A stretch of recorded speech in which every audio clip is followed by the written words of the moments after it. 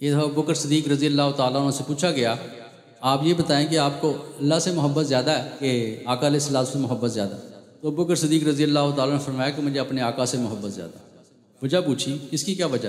تو آپ نے فرمایا کہ رب تو شروع سے ہی ہے، نسبت جب تک نہیں تھی تو رب تو اس وقت بھی تھا، اس وقت ہم رب سے ناآشنا تھے نا، رب کی معرفت ہمیں نہیں تھی، کیا اس کی شانیں ہیں، کیا اس کے مقام ہیں۔ قرآن ملا تو ان کے صدقے ملا، ہمیں رب ملا تو ان کے صدقے ملا، ہمیں جو کچھ ملا ان کے صدقے ملا، محبوب سے نسبت ہوئی تو ہمیں سب کچھ ملا، اس لیے فرمایا کہ مجھے اپنے آقا سے محبت زیادہ۔ حضرت خزیمہ رضی اللہ تعالیٰ عنہ یہ دفعہ کا واقعہ کہ آقا علیہ السلام کا ایک شخص کے ساتھ ایک سودا ہوا گھوڑے کا، نبی پاک اس کو گھوڑا پسند آیا، نبی پاک ہمیں بیچو گے؟ اس نے کہا بیچوں گا۔ سودا طے پا گیا، قیمت طے پا گئی، نبی پاک فرمایا کہ اچھا ٹھہرو میں ابھی قیمت لے کر آتا ہوں۔ قیمت لے کر آئے، وہ اس لیے پھر گیا بات سے، کسی اور نے اس کو لالچ دیا کہ تو نے سستا دے دیا، میں تجھے زیادہ پیسے دے دوں گا۔ تو وہ جب لالچ میں آ گیا، وہ شخص کہنے لگا میرا تو آپ کا سودا ہی نہیں ہوا۔ اس وقت کوئی بھی نہیں تھا، دونوں تھے، نبی پاک تھے یا وہ تھے، کوئی بھی گواہ نہیں تھا۔ کہنے لگے اچھا آپ بتائیں آپ کی شریعت میں ایسا معاملہ تو کیا ہونا چاہیے؟ تو پھر میں گواہ ہونے چاہیے، لیکن ظاہر اس وقت گواہ کوئی نہیں تھا، تو کہنے لگا نہیں آپ کا تو میرا سودا ہی نہیں۔ اتنا آتا ہے حضرت خزیمہ رضی اللہ تعالیٰ عنہ حاضر خدمت ہوتے ہیں، جب یہ معاملہ دیکھتے ہیں تو کھڑے ہو جاتے ہیں، عرض کرتے ہیں یا رسول اللہ میں گواہ ہوں کہ اس نے گھوڑا آپ کو بیچا۔ جب وہ ظاہر گواہی مل گئی تو پھر اس کو دینا پڑا گھوڑا، آپ نے پیسے دیے، گھوڑا لیا۔ نبی پاک نے پوچھا خزیمہ تو وہاں تھا ہی نہیں، تو تو نے کیسے گواہی دے دی؟ تو عرض کیا کہ یا رسول اللہ آپ کے کہنے پہ بن دیکھے خدا کی گواہی دے دی، آپ نے جنت بتایا ایسی ہے، مرنے کے بعد یہ ہوگا، قبر میں یہ ہوگا، حشر میں یہ ہوگا، ایسے ہوگا، ہم نے آپ کی ہر بات کی تصدیق کی، دل و جان سے مانا، بن دیکھے رب کو مانا۔ تو یہ تو چھوٹی سی بات ہے، یہ کون سی بڑی بات ہے؟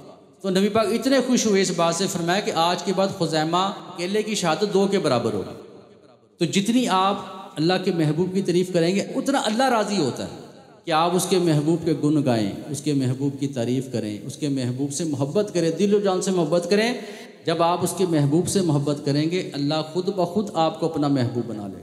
نبی پاک نے فرمایا کہ اللہ تعالیٰ مجھ سے محبت کرتا ہے، تم اللہ کا شکر ادا کرو تو وہ نعمتیں عطا کرتا ہے، اور مجھ سے اس لیے محبت کرو کہ وہ ذات مجھ سے محبت کرتی ہے۔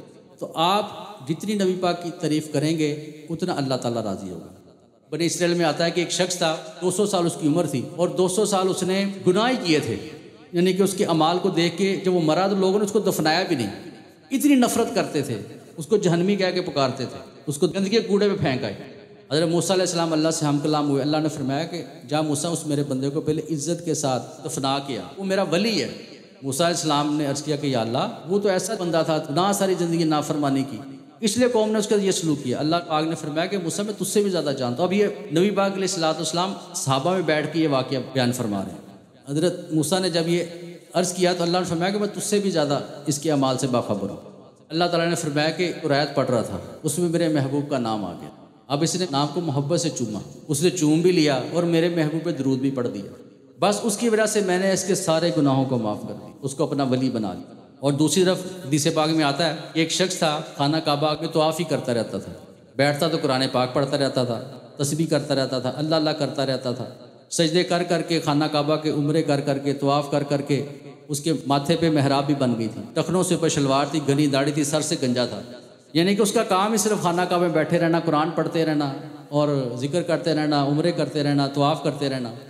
نبی پاک علیہ السلام کی بارگاہ میں حاضر ہوتا ہے اور اعتراض کرتا ہے، اعتراضیہ جملے بولتا ہے کہ یا رسول اللہ آپ نے یہ مال غنیمت صحیح تقسیم نہیں کیا۔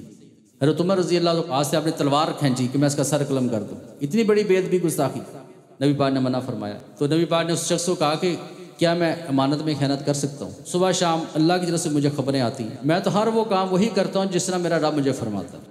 اس نے اس بات پہ بھی اعتراض کیا، ایسے منہ میں نہیں کہ پھیرا اور چل پڑا۔